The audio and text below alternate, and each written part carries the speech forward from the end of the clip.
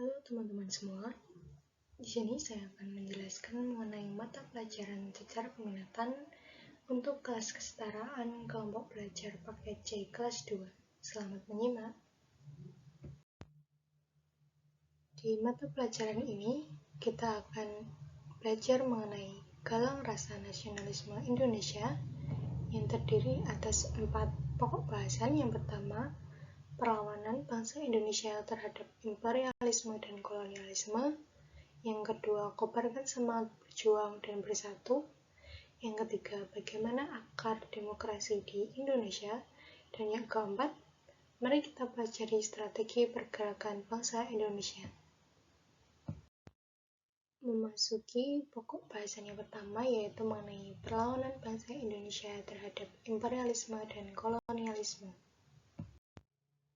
Yang pertama yaitu perlawanan bangsa Indonesia terhadap kolonialisme dan imperialisme di bidang ekonomi dan politik. Berbagai kebijakan bangsa Eropa dari mulai Portugis, VOC, hingga pemerintahan Hindia Belanda di bidang ekonomi selalu saja membuat rakyat pribumi menderita.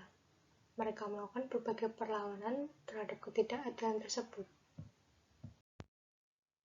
Berikut beberapa bentuk respon atau perlawanan rakyat pribumi terhadap kolonialisme bangsa Eropa di Nusantara. Yang pertama, ada perlawanan terhadap Portugis. Perlawanan pertama terhadap Portugis datang dari perlawanan Kesultanan Ternate.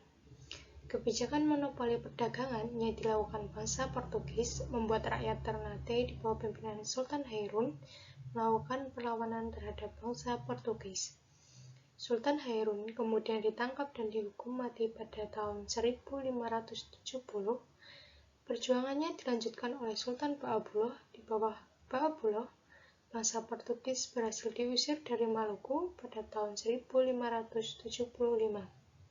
Bangsa Portugis lalu menyingkir ke Pulau Timor dan berkuasa di Timur-Timur sampai menjelang akhir abad 20. Perlawanan kedua datang dari perlawanan Kesultanan Demak. Monopoli perdagangan yang dilakukan bangsa Portugis di Malaka membuat aktivitas perdagangan para saudagar Muslim di tempat itu terganggu. Hal ini memicu solidaritas dari Kesultanan Demak, baik terhadap Kesultanan Malaka maupun terhadap para saudagar Muslim. Khawatir akan ekspansi Portugis di Pulau Jawa, maka Demak yang saat itu dipimpin oleh Sultan Trenggono terlebih dahulu menyerang Sunda Kelapa pada tahun 1526 dan berhasil menguasainya.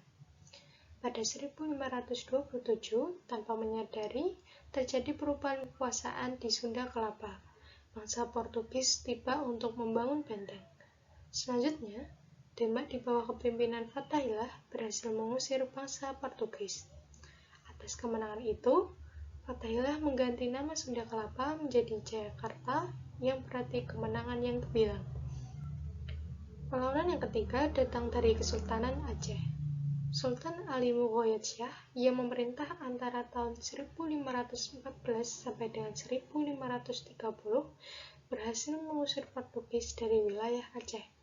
Selanjutnya, Sultan Alauddin Riayat Shah Al-Qohar pada tahun 1538 sampai dengan 1571 menentang kekuatan Portugis dengan bantuan Turki.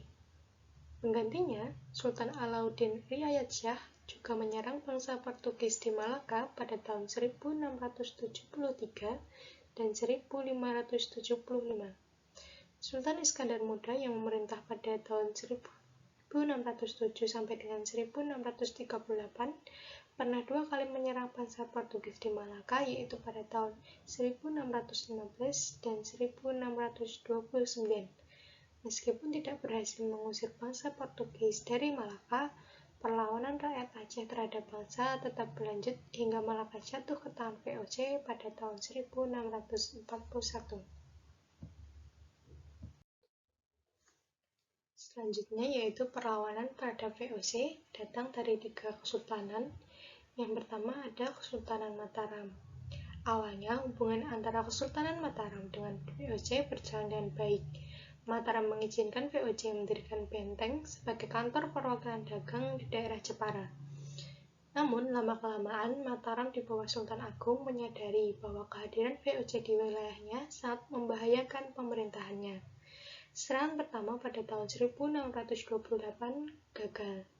Tidak kurang dari 1.000 prajurit Mataram gugur ketika itu. Sementara itu, serangan kedua berlangsung pada Agustus sampai dengan Oktober tahun 1629.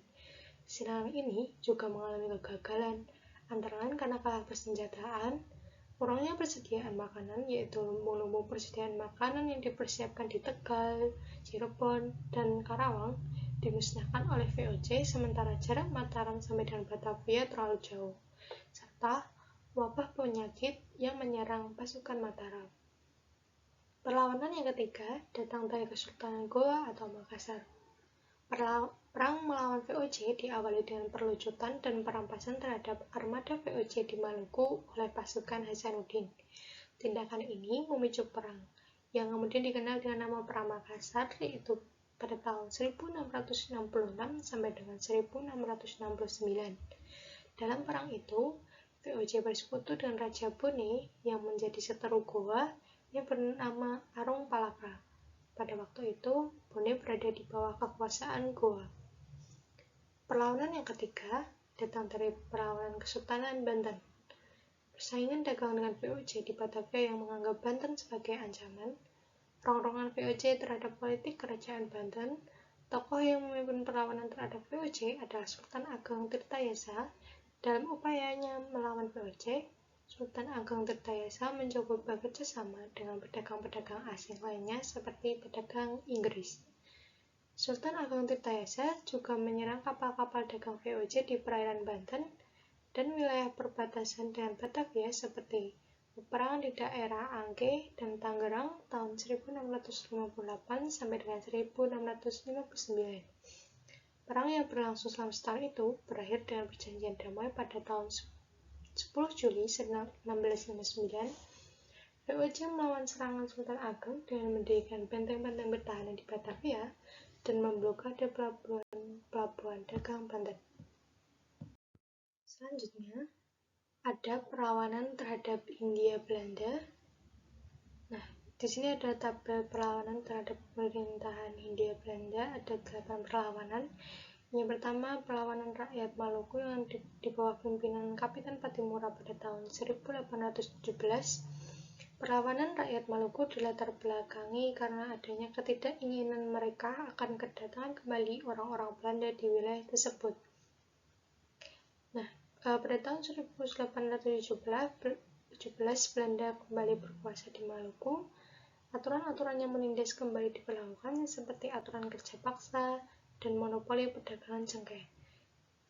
Belanda memaksa para pemuda untuk menjadi soldadu atau tentara yang akan ditugaskan ke Jawa. Peristiwa yang kedua yaitu ada perlawanan rakyat Jawa yang dipimpin oleh Pangeran Diponegoro pada tahun 1825 sampai dengan 1830. Perang melawan kolonialisme di Jawa Tengah dan Timur ini dipimpin oleh Pangeran Diponegoro. Salah satu yang melatar belakangi terjadinya perang ini adalah penetapan berbagai pajak oleh pemerintah kolonial Belanda yang membuat rakyat menderita. Misalnya, gerbang-gerbang pajak didirikan di pintu masuk pasar dan dekat jembatan. Yang ketiga, ada perlawanan rakyat Palembang, dipimpin oleh Sultan Baharudin pada tahun 1811. Latar belakang munculnya perlawanan Sultan Baharudin adalah keinginan Belanda untuk menguasai Palembang yang letaknya strategis dan kaya akan barang. Hal ini menimbulkan ancaman bagi Kesultanan Palembang. Sultan Baharudin memimpin perlawanan terhadap kolonial Belanda dan menyerang benteng-benteng pertahanan Belanda. Yang keempat, ada perlawanan rakyat Sumatera Barat dan Perang Padri. Perang Padri adalah perang yang berlangsung di Sumatera Barat dan sekitarnya, terutama di kawasan Kerajaan Pagaruyung dari tahun 1803 hingga 1838. Latar belakang Perang Padri karena kaum Padri menganggap kaum adat meskipun beragama Islam, mereka masih melakukan hal-hal yang dilarang dalam agama Islam seperti berjudi dan mabuk-mabukan. Kaum Padri berniat untuk memperbaiki kondisi tersebut. Pemerintah kolonial Belanda memanfaatkan konflik tersebut dengan memberi bantuan kepada kaum adat dalam menghadapi kaum Patri. Nah, kaum Patri ini dipimpin oleh Tuanku Imam Bonjol pada tahun 1803 sampai dengan 1838. Peran kelima berasal dari perlawanan rakyat Bali di bawah pimpinan Patih Ketut Jelantik pada tahun 1844. Latar belakang munculnya perlawanan rakyat Bali di bawah pimpinan Patih Ketut Jelantik adalah adanya hak tawan karang yang dianggap merugikan Belanda. Hak tawan karang adalah hak yang dimiliki kerajaan-kerajaan Bali untuk merampas seluruh muatan dan penumpang kapal-kapal asing yang karam di perairan Bali. Hak tawan karang dianggap menghambat Belanda yang ingin menguasai Bali. Pada perlawanan yang kelima yaitu ada perlawanan rakyat Kalimantan. Latar belakang terjadinya perang Banjar antara lain karena monopoli perdagangan Belanda di Kalimantan yang sangat merugikan pedagang pribumi. Selain itu, karena beban pajak dan kewajiban lodi terhadap rakyat yang memberatkan dan intervensi Belanda terhadap urusan internal kerajaan Banjar. Tokoh perlawanan di Banjar ini adalah Pangeran Antasari, sepupu Pangeran Hidayatullah. Pangeran Antasari memimpin serangan terhadap Belanda berkali-kali. Pasukannya berhasil menyerang pos-pos pertahanan Belanda dan benteng Belanda di Tapanio hingga menenggelamkan kapal-kapal Belanda. Yang ketujuh ada perlawanan rakyat Sumatera Utara dipimpin oleh Sisingamangaraja pada tahun 1870 hingga 1907. Latar belakang munculnya perlawanan rakyat Tapanuli adalah sikap Belanda yang menginginkan wilayah Tanapuli menjadi bagian dari wilayah kekuasaannya. Raja Sisingamangaraja XII menolak keinginan Belanda membentuk Pax Nirlandika atau ambisi Belanda untuk menguasai seluruh Nusantara dan membebaskannya dari segala pengaruh dan intervensi negara-negara lain, dan menginginkan kerajaan Batak tetap berdiri merdeka bukan di bawah kekuasaan Belanda. Keinginan Belanda tersebut menyebabkan perlawanan rakyat Sumatera Utara yang dipimpin oleh Sisingamangaraja. Perlawanan yang terakhir yaitu perlawanan rakyat Aceh yang dipimpin oleh Sultan Alauddin Muhammad Daud Shah pada tahun 1647. Perlawanan rakyat Aceh terhadap kolonialisme sebenarnya telah dilakukan sejak abad 17, yaitu ketika Aceh berada di bawah pemerintahan Sultan Iskandar Muda yang memerintah sejak tahun 1629 sampai 1641. Perlawanan Aceh dipimpin oleh Sultan Alauddin Muhammad Daud Shah. Perlawanan ini dilatar belakangi oleh keinginan Belanda untuk menjadikan Aceh sebagai bagian dari Pax Nirlandika, yaitu menjadikan Nusantara di bawah satu kepemimpinan, yaitu di bawah kepemimpinan Hindia Belanda, yaitu perlawanan terhadap kolonialisme dan imperialisme di bidang sosial, budaya, seni, sastra, dan pendidikan. Perlawanan di bidang sosial budaya perwujudan dari protes sosial seni berkuat dan kepercayaan keagamaan yang telah mengakar di dalam tradisi kehidupan masyarakat tradisional. Contohnya, adanya harapan tentang akan hadirnya seorang Mesias atau penyelamat atau Ratu Adil yang akan memberikan pertolongan kepada mereka. Gerakan sosial yang pertama yaitu gerakan sosial di atas tanah partikelir. Gerakan sosial ini adalah bentuk perlawanan terhadap keadaan atau peraturan yang tidak adil. Selain itu, karena rasa tidak puas terhadap kondisi sosial ekonomi yang kurang memberi tempat bagi kehidupan para pelaku dan pendukung gerakannya. Gerakan ini muncul di kalangan petani sebagai akibat dari praktik penjualan atau pemberian hadiah tanah oleh pemerintah Belanda kepada perseorangan atau swasta. Selanjutnya, tanah tersebut menjadi tanah milik perseorangan atau tanah partikelir atau swasta. Mereka yang membeli atau menerima tanah dari pemerintah itu menjadi tuan tanah. Mereka merasa memiliki hak untuk menguasai penduduk yang berdiam di atas tanah tersebut. Penduduk yang tinggal di tanah tersebut kemudian diharuskan menyerahkan hasil garapannya dan tenaganya untuk berbagai kepentingan tuan tanah. Pola ini mengarah pada praktik perbudakan. Gerakan yang kedua yaitu gerakan Mesianisme. Gerakan ini bersifat mesianisme, yaitu berharap akan datangnya Ratu Adil atau Imam Mahdi sebagai juru selamat rakyat. Wilayahnya terbatas hanya pada satu desa atau satu kelompok masyarakat. Selain itu, terdapat seorang pemimpin yang dianggap sebagai pemimpin agama, juru selamat, bahkan nabi. Gerakan ini selalu bersandar pada dasar-dasar kekuatan gaib yang dimiliki oleh sang pemimpin.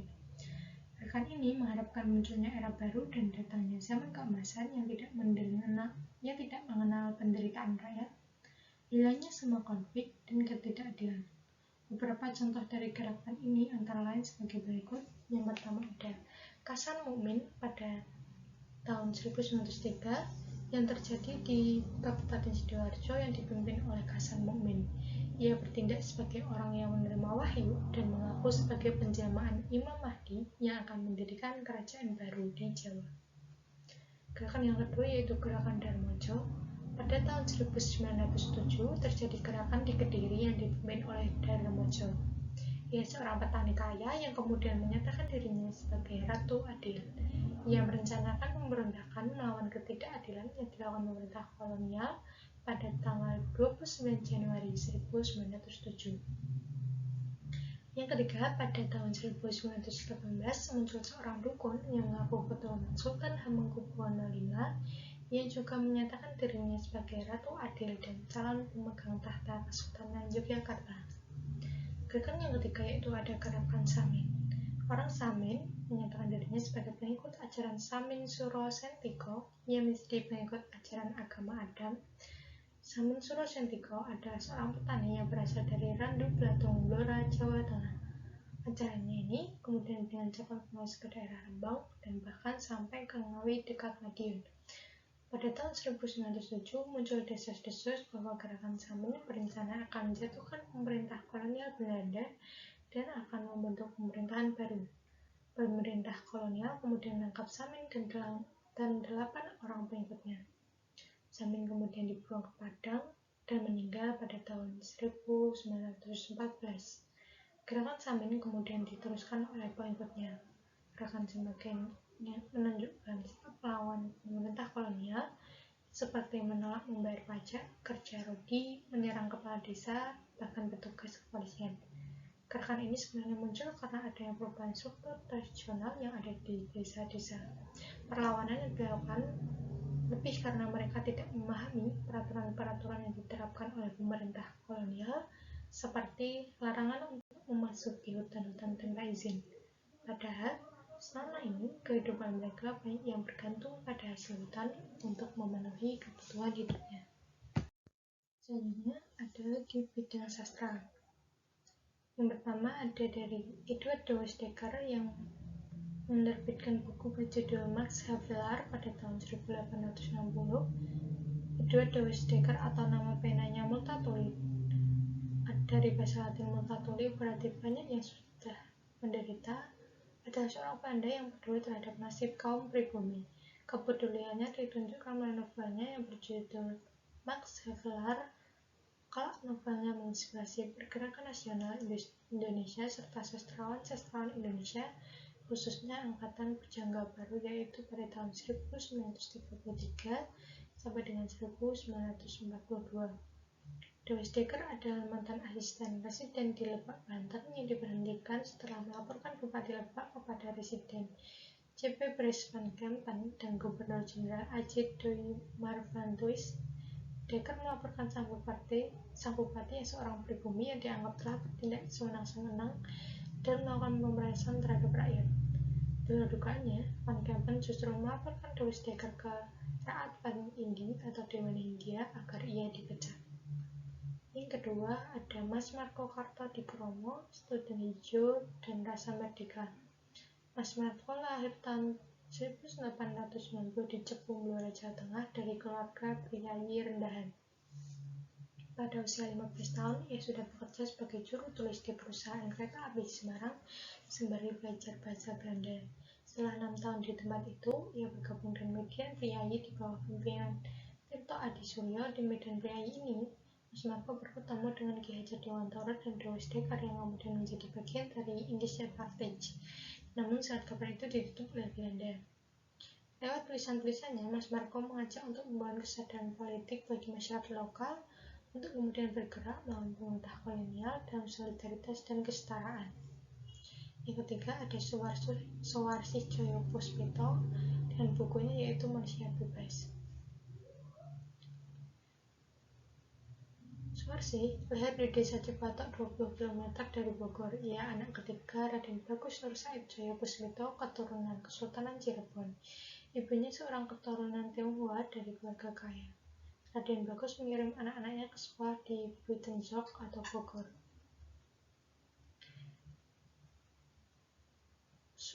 Sukondo dan Suwarsih hidup dari kota-kota Purwakarta, Bandung, Semarang, dan ke Bandung lagi pada tahun 1937. Suwarsih kehilangan pekerjaan. Ia kemudian menulis novel Manusia Bebas dalam versi pertamanya dalam bahasa Belanda. Dalam novel tersebut dikisahkan para pendiri dan guru sekolah liar yang tak mengenal rasa putus asa meskipun hidup serba kekurangan. Mereka juga tak mengenal rasa takut meski selalu diawasi dan diancam ditangkap oleh pemerintah kolonial Hindia Belanda. Di bidang pendidikan ada dua. Yang pertama ada Indonesian Netherlands School Kayetanam pada tahun 1926. Indonesian Netherlands School Kayetanam adalah suatu lembaga pendidikan menengah swasta yang didirikan pada tanggal 31 Oktober 1926 di Kayetanam sekitar 60 km di sebelah utara kota Padang. Sekolah ini didirikan di atas lahan seluas 18 hektar.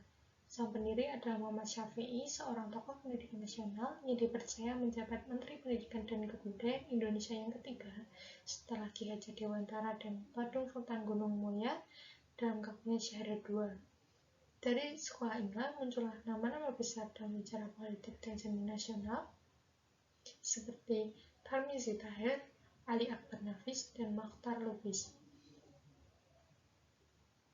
Visi pendidikan Muhammad Syafi'i dapat diringkas dalam 3 kata atau 3 H, yaitu Head, Heart, and Hand.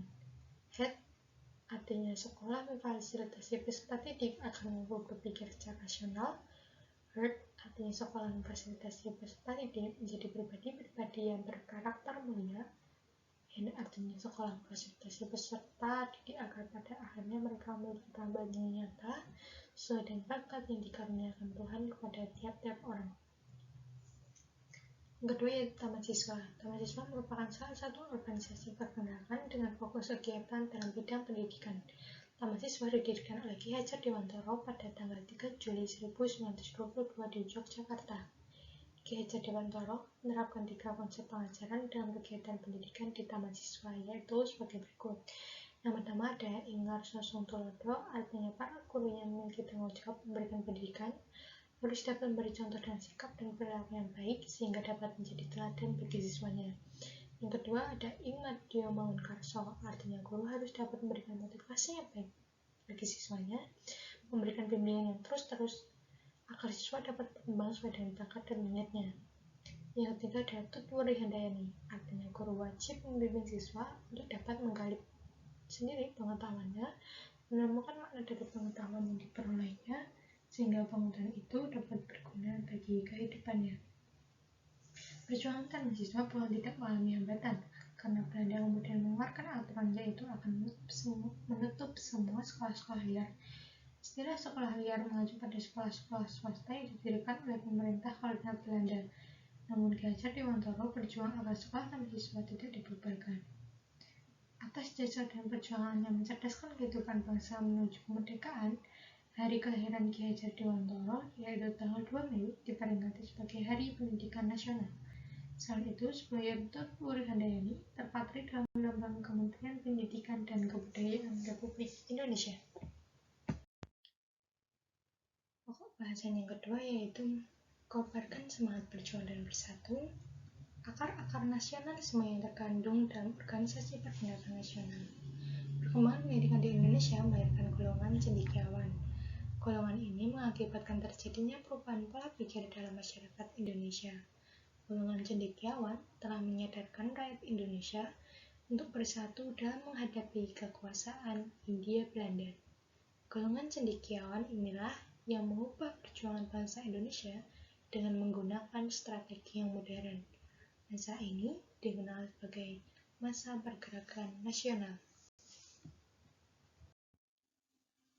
Latar belakang lahirnya pergerakan nasional.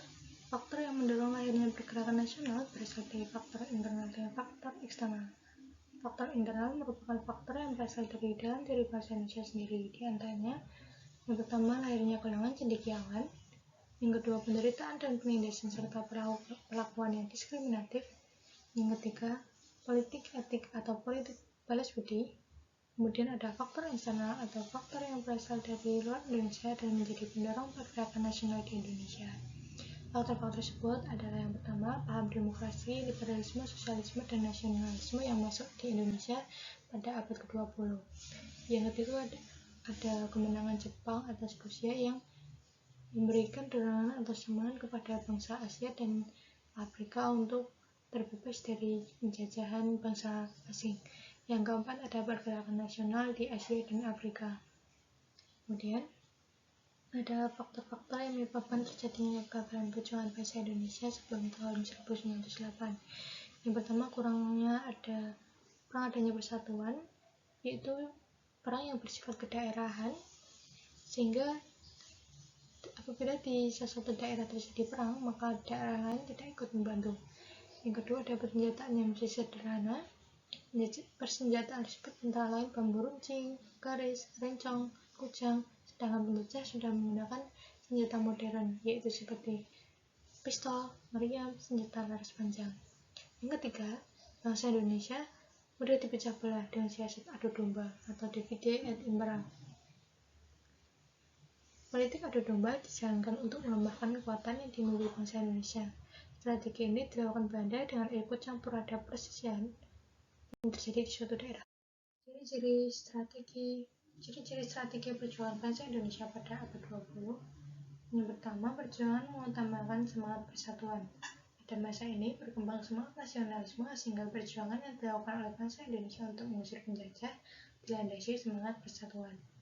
Yang kedua, ada perjuangan mengenai organisasi modern. Menggunakan organisasi modern. Perjuangan bangsa Indonesia tidak lagi menggunakan senjata tradisional, tapi menggunakan organisasi modern. Pada masa ini, baik didirikan organisasi modern yang bersifat politik, ekonomi, sosial, ataupun keagamaan. Organisasi ini memiliki tujuannya untuk mencapai kemerdekaan Indonesia. Yang ketiga, ada pemimpin perjuangan adalah kalangan cendekiawan. Pemimpin perjuangan pada masa pergerakan nasional adalah kalangan cendekiawan atau kalangan cerdik pandai. Perjuangan tidak lagi dipimpin oleh kalangan bangsawan atau para pemimpin daerah yang lainnya. Golongan cendekiawan dalam perjuangan menggunakan pendekatan politik dan strategi modern. Perjuangan dilakukan untuk terorganisasi sehingga perjuangan ini secara perlahan dapat membawa perubahan bagi Indonesia. Faktor pendorong lahirnya nasionalisme. Nasionalisme yang berkembang dalam diri bangsa Indonesia merupakan dampak dari penjajahan yang berlangsung selama ratusan tahun. Strategi perjuangan yang dijalankan bangsa Indonesia sebelum tahun 1908 mengalami kegagalan. Seiring dengan perkembangan pendidikan di Indonesia, maka dalam masyarakat lahir golongan baru, yaitu golongan cendekiawan. Golongan ini menjadi agen pembaharuan dalam perjuangan bangsa Indonesia, maka lahirlah pergerakan nasional Indonesia. Faktor-faktor yang melahirkan pergerakan nasional ada sebagai berikut. Yang pertama ada faktor internal. Di antaranya lahirnya golongan cendekiawan, penderitaan dan penindasan yang menyakitkan serta perlakuan yang diskriminatif, dan pengaruh etis atau politis balas budi. Yang kedua faktor eksternal, di antaranya berkembangnya paham demokrasi, liberalisme, sosialisme, dan nasionalisme, kemenangan Jepang atas Rusia, pergerakan nasional di Asia dan Afrika. Selanjutnya yaitu akar-akar nasionalisme yang terkandung dalam organisasi pergerakan nasional. Pergerakan nasional ditandai dengan munculnya perubahan perjuangan bangsa Indonesia untuk mengusir bangsa Barat. Hal ini ditandai dengan munculnya organisasi pergerakan nasional, di antaranya Budi Utomo. Organisasi pergerakan nasional bangsa Indonesia yang pertama adalah Budi Utomo. Ini didirikan di Jakarta pada tanggal 20 Mei 1908. Selanjutnya pada tanggal 20 Mei ditetapkan sebagai peringatan Hari Kebangkitan Nasional. Pada awalnya pembentukan organisasi ini bersifat sosial budaya, karena diawali dengan tujuan hendak meningkatkan martabat dan kecerdasan bangsa Bumi Putra. Untuk mencapai cita-cita tersebut, Dr. Wahidin Sudirosodo berencana mendirikan dana belajar bagi anak pribumi yang tidak mampu. Upaya tersebut kemudian dapat dukungan dari mahasiswa Stovia atau School Operating Fund Finance Action. Kedua ada Syarikat Dagang Islam. Pada tahun 1911 di Laweyan atau Kota Surakarta, didirikan Syarikat Dagang Islam atau SDI oleh saudagar kaya raya yang bernama Samhudi. Latar belakang didirikannya SDI adalah terjadinya persaingan perdagangan antara pedagang pribumi dan pedagang nasional atau Tionghoa. Tujuan SDI untuk menghimpun pedagang pribumi akan bersaing dengan pedagang asing. Yang ketiga ada Syarikat Islam. Syarikat Islam pada awalnya bernama Syarikat Dagang Islam, didirikan pada tahun 1912 di Solo oleh Raden Mas Tirto Adisono. Pada tahun 1912 diganti menjadi Syarikat Islam oleh Hasan Muhyiddin. Latar belakang ekonomi dan politis didirikan Syarikat Islam adalah sebagai bentuk perlawanan terhadap perdagangan Cina yang melakukan monopoli perdagangan batik, dan dalam rangka menghadapi semua bentuk penindasan, penghinaan, serta kesombongan rasialis baik dari orang Cina maupun kolonialis Belanda. Akar-akar nasionalisme yang terkandung dalam organisasi pergerakan nasional. Pada pertengahan abad ke-20, yaitu yang pertama ada Perempuan Indonesia atau PI, sudah ada jumlah orang Indonesia yang tinggal di negara Belanda. Mereka mendirikan Indonesia Vereniging dengan tokoh pendirinya yaitu Raden Panji Sosrokartono, Raden Mesnoto Suroto, dan Raden Husein Jayadiningrat. Perkumpulan tersebut merupakan perkumpulan sosial yang memperhatikan kepentingan anggotanya yang ada di luar negeri. Sedangkan untuk media komunikasi diterbitkan majalah Hindia Putra. Yang kedua ada Partai Nasional Indonesia. PNI didirikan di Bandung tanggal 4 Juli 1927 sebagai penjelmaan dari Agreement Study Club. Tokoh-tokoh pendirinya yaitu Insinyur Soekarno, Dr. Cipto Mangunkusumo, Soehardi, Mr. Iskak Sokro Hadi Suryo, Mr. Budiarto, Mr. Sunaryo, Mr. Sartono, dan Dr. Samsi. Dalam anggaran dasarnya, tujuan PNI adalah mencapai Indonesia merdeka. Asas PNI adalah self-help, menolong diri sendiri, dan match for need, kekuatan sendiri, bersifat non-kooperatif dengan kaum imperialis, sedangkan ideologinya adalah marxisme. Nama seorang petani di Bandung Selatan yang mendasarkan kekuatan pada rakyat kecil seperti petani, buruh, dan pedagang kecil yang mampu berdikari dan tidak bergantung kepada orang lain. Asas PNI mengadopsi dari ajaran atau gerakan Mahatma Gandhi, sedangkan ideologi lain mengadopsi dari gerakan proletariat kaum sosialis. Yang selanjutnya ada Taman Siswa. Pada tanggal 3 Juli 1922, Ki Hajar Dewantara mendirikan perguruan Taman Siswa di Yogyakarta.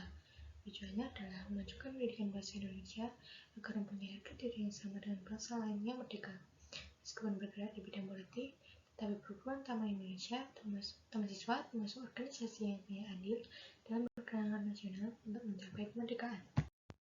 Selanjutnya yang ketujuh ada Indonesia Partij atau IP, didirikan pada tanggal 25 Desember 1912 di Bandung. Tokoh pendiri IP sering disebut sebagai tiga selangkah, yaitu E.F.E. Dowisdekker Setiabudi, Suwardi Sudarningrat atau Ki Hajar Dewantara, dan Cipto Mangunkusumo. Dilihat dari anggaran dasar dan program kerjanya, IP bertujuan menumbuhkan dan meningkatkan jiwa integrasi semua golongan untuk memajukan tanah air yang dilandasi jiwa nasional serta mempersiapkan diri ke arah kehidupan rakyat merdeka. Yang kedelapan ada Muhammadiyah. Muhammadiyah merupakan organisasi yang bersifat keagamaan, didirikan oleh Kiai Haji Ahmad Dahlan pada tanggal 18 November 1912 di Yogyakarta. Tujuan dari organisasi ini adalah memurnikan ajaran Islam sesuai dengan Al-Quran dan hadis Nabi Muhammad SAW.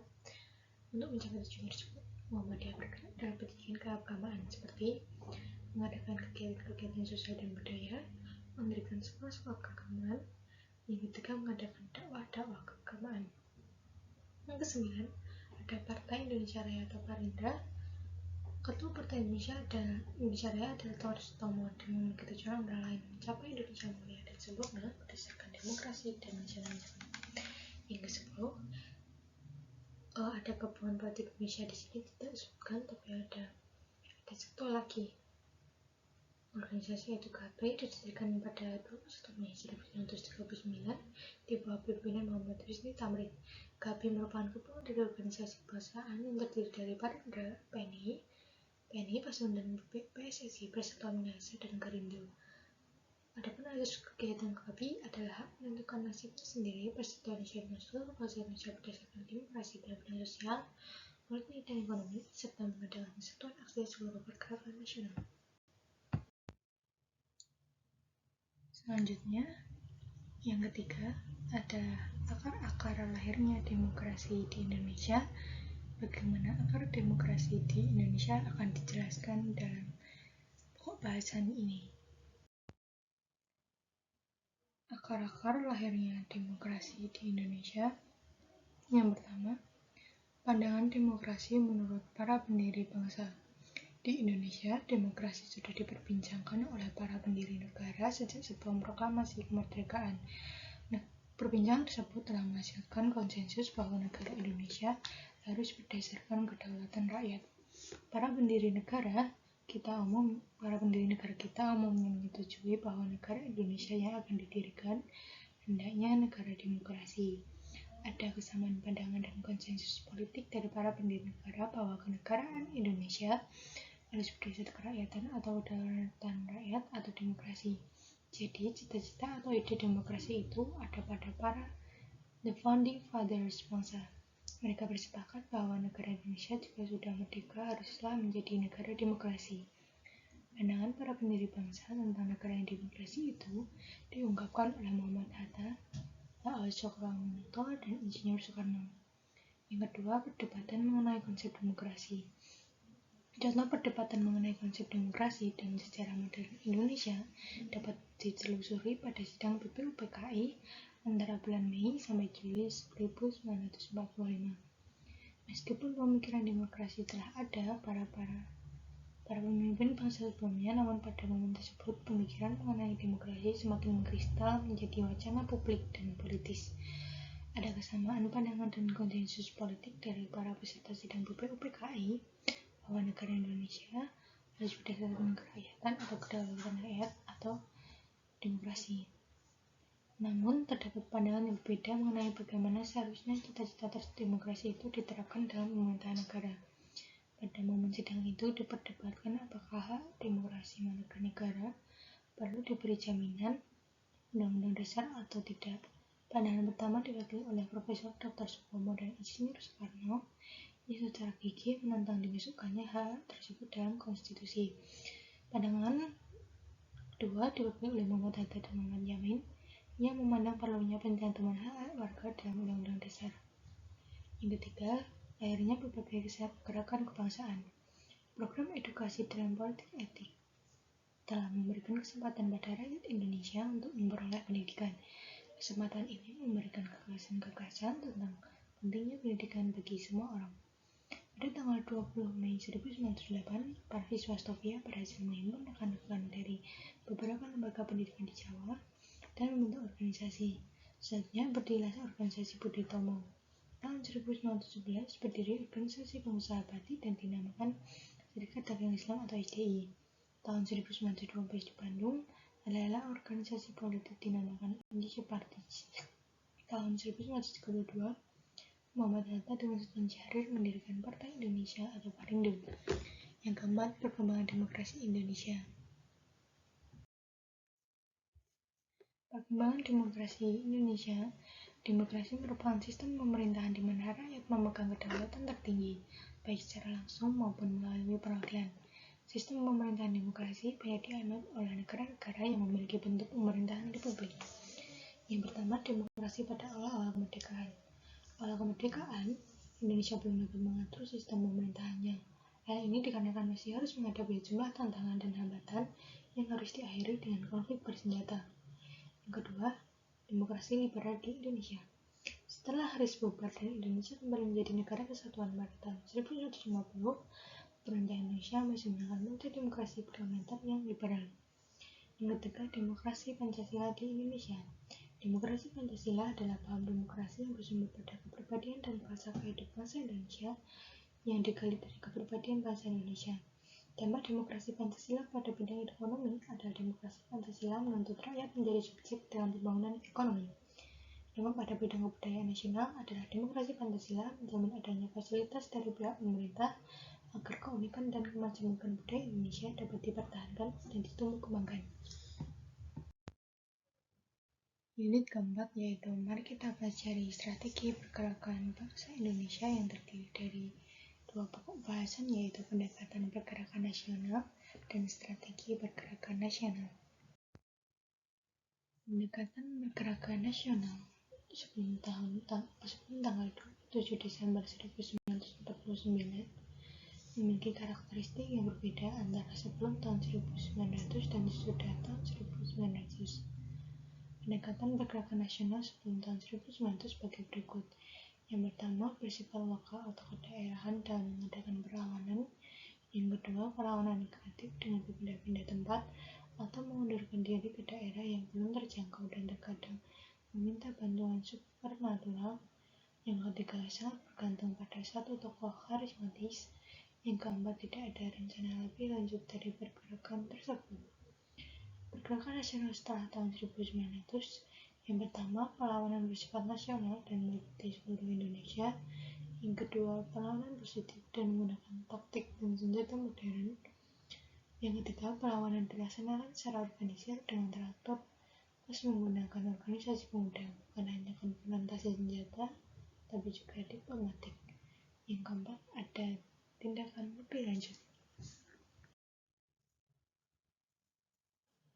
Strategi pergerakan nasional. Strategi perjuangan digunakan oleh organisasi-organisasi perjuangan nasional tidak sama antara organisasi yang satu dengan yang lainnya. Hal itu disebabkan karena strategi perjuangan masing-masing organisasi disesuaikan dengan dasar ideologi yang dianut dan ciri khas dari organisasi tersebut. Meskipun demikian, secara umum strategi perjuangan yang digunakan oleh organisasi pergerakan nasional dan perjuangan yang digunakan oleh organisasi pergerakan nasional dan perjuangan melawan pemerintah kolonial dapat dibedakan menjadi dua jenis, yaitu non-kooperasi menolak kerjasama dengan pemerintah kolonial dan kooperasi bersedia bekerjasama dengan pemerintah kolonial. Nah, untuk ciri-ciri strategi perjuangan bangsa Indonesia pada abad 20 yang pertama, perjuangan mengutamakan semangat persatuan. Pada masa ini, berkembang semangat nasionalisme sehingga perjuangan yang dilakukan oleh bangsa Indonesia untuk mengusir penjajah dilandasi semangat persatuan. Yang kedua, perjuangan menggunakan organisasi modern. Perjuangan bangsa tidak lagi menggunakan senjata tradisional, tetapi menggunakan organisasi modern. Pada masa ini, baik didirikan organisasi modern yang bersifat politik, ekonomi, sosial, ataupun keagamaan. Organisasi-organisasi ini memiliki tujuan yang bersama, yaitu mencapai kemerdekaan bagi Indonesia.